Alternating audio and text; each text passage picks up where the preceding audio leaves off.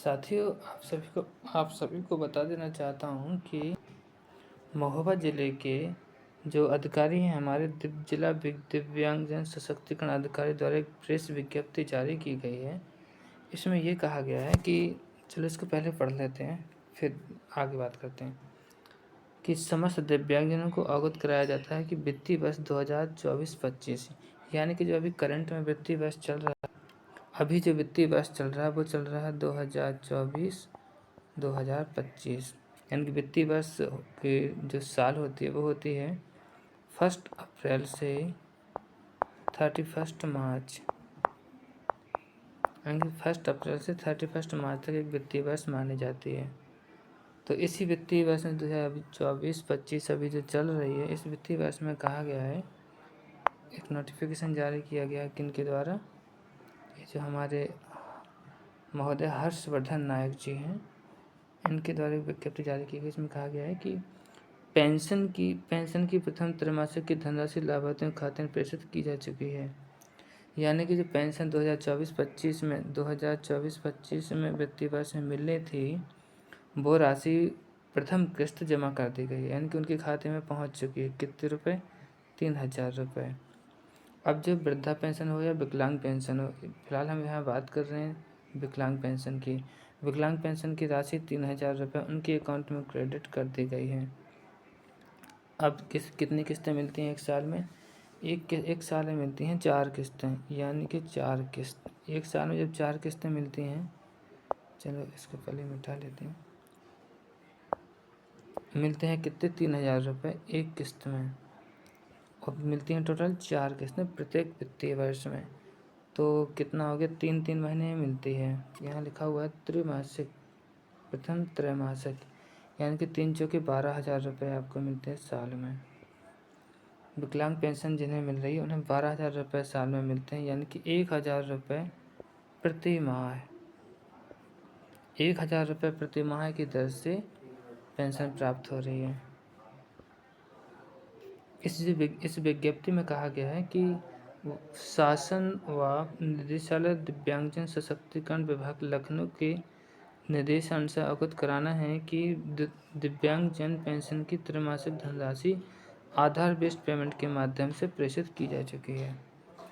आधार based payment माध्यम से, आधार based payment माध्यम क्या होता है? यानी कि जो आधार नंबर हमारा जो XYZ मान लेते हैं, आधार नंबर जी है, तो इस आधार नंबर पे पैसा जाता है। यानी कि सभी की जो दिव्यांगजन हैं उनकी किस्त 3-3 हज़ार रुपये प्रति 3 माह में उनको प्रदान की जाती है आधार नंबर से। आधार नंबर जिस खाते में जुड़ा होगा, जिनकी जो आधार नंबर है जिस अकाउंट में जुड़ा होगा उसी खाते में पेंशन पहुंच जाएगी। अब माना कि हमारा SBI में अकाउंट है, SBI में, परंतु SBI में अकाउंट है उसमें आधार नंबर नहीं जुड़ा है।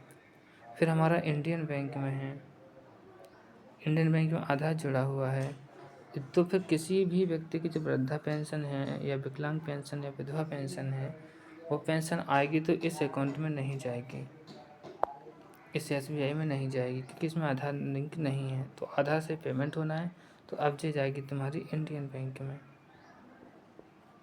जो इंडियन बैंक है, यानी कि इलाहाबाद बैंक जो पहले थी, इस बैंक में वो किस्त पहुंच जाएगी।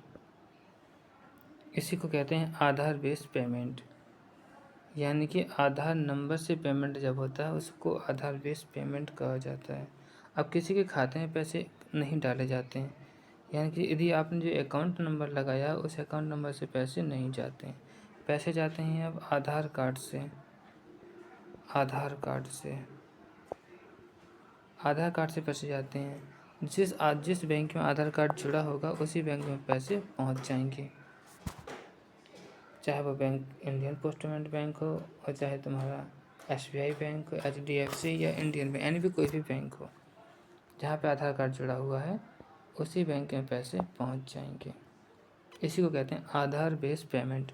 इसी को भी बोलते हैं DBT, direct benefit transfer. Direct benefit transfer के माध्यम से अब सारी किस्तें जो सरकार का पैसा मिलता है पब्लिक को, यानी कि जनता को, डायरेक्ट बेनिफिट ट्रांसफ़र के माध्यम से ही मिलता है। इसको DBT कहा जाता है, DBT। जैसे बैंक वाले कहते हैं किसी की पेंशन नहीं आए तो कहा जाता है समाज कल्याण विभाग कि DBT करवा लीजिए। DBT करवाने का मतलब ये है कि अपने बैंक अकाउंट में जो बैंक है, यानी कि जो बैंक है उसमें आधार नंबर जुड़वा लीजिए, बैंक में आधार कार्ड ऐड करवा लीजिए, इसी को कहा जाता है DBT। इतना आधार कार्ड जुड़ जाता है तो फिर पेंशन आ जाती है DBT के माध्यम से। अब आगे इस विज्ञप्ति में क्या लिखा हुआ है, आधार बेस्ड पेमेंट से तात्पर्य जिस खाते में आधार लिंक होगा उसी खाते में पेंशन प्राप्त होगी। देखो उन्होंने इसमें लिखा भी है कि जिस खाते में आधार लिंक होगा, जिस खाते में आधार लिंक होगा उसी में पैसे पहुंच जाएंगे।